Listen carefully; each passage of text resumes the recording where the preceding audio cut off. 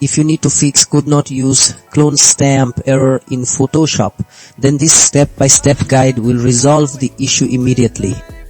The clone stamp tool fails when Photoshop cannot detect a defined source point or when the current layer is locked.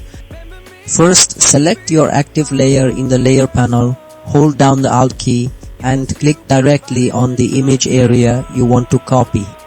If that initial step does not clear the error, the problem usually stems deeper in system permissions, which brings us to method 2.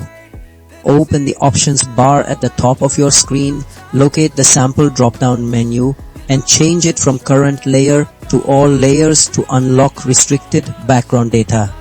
When locked layers prevent editing, clicking the padlock icon instantly restores full brush access across your canvas. If your brush still freezes, right-click the clone stamp icon in the top toolbar and select Reset Tool to clear temporary preference glitches. Finally, if corrupt temporary files block canvas rendering, opening General Preferences and resetting Performance Cache restores fresh app settings instantly. Following these exact steps removes restricted file locks and brings back complete cloning control within seconds.